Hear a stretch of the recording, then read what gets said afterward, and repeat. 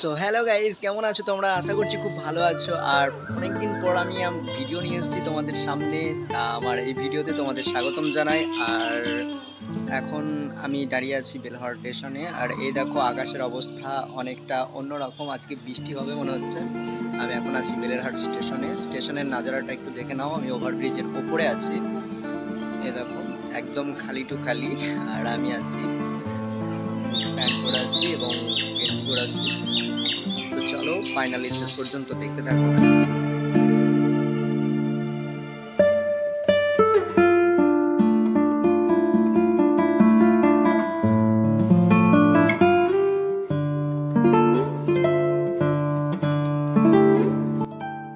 So guys, এখানে আমি এসেছিলাম একটা পার্সোনাল কাজে। তা কাজটা পুরোটা কমপ্লিট করলাম।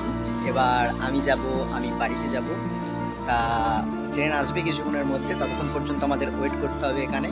তা চলো এখানে একটু বসি।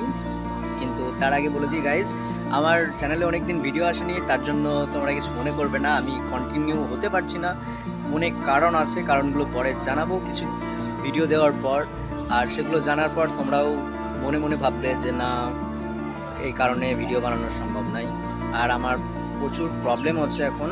আর সেই প্রবলেমগুলোর জন্যই আমি কন্টিনিউয়াসলি ভিডিও দিতে পারছি না গাইজ। আর কন্টিনিউ না করার কারণে আমার যে কনফিডেন্সটা সেটা অনেকটা লো হয়ে গেছে। আর আমি এবার ভাবছি, এবং মোটিভেটেড ছিলাম না অনেক দিন যাবৎ, এখন একটু মোটিভেটেড হতে হচ্ছে। কারণ ভিডিও তো বানাতেই হবে না। ফ্যামিলি তো ক্রিয়েট করে ফেলেছি মিনিমাম 13,000 প্লাস। এখন ভিডিও কন্টিনিউয়াসলি বানাতেই হবে। অনেকটা জ্ঞান হয়ে গেল।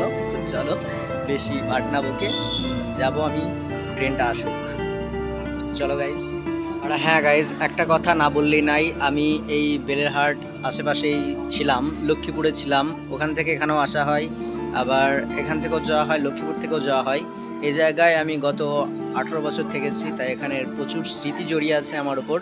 তাই এই জায়গায় আসলে কেমন একটা মাটির টান হয়ে যায় বস, ঠিক আছে। এই জায়গাটা একদম চেনাশোনা। প্রত্যেক দিন বিকালে আসতাম আমরা ঘুরতে, এখানে বসে থাকতাম, আড্ডা মারতাম।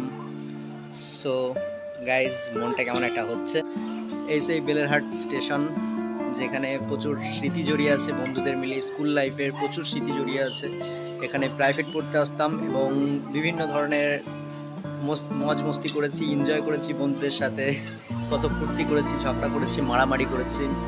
সেগুলো এখন বড় হয়ে গেছি অনেকটা।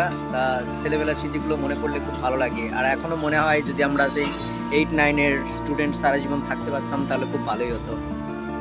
সো গাইস, এভাবেই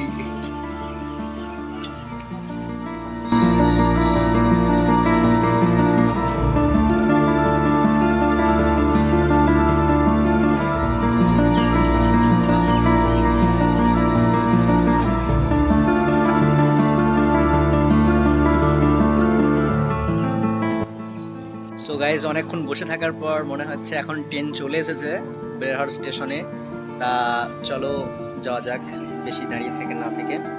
আর ট্রেনের হুইসেল মারার সঙ্গে সঙ্গেই ট্রেনের কাছে যাওয়া অবশ্যই দরকার। একদম কাছে না, একটুখানি দূরে। ট্রেনটা যখন স্টেশনে আসবে তখন যাওয়াটা আবশ্যিক। তো চলো গাইজ, ট্রেন চলে এসছে। সাউন্ড শুনতে পাচ্ছ? চলো। এই দেখো গাইজ, ট্রেন চলে এসছে।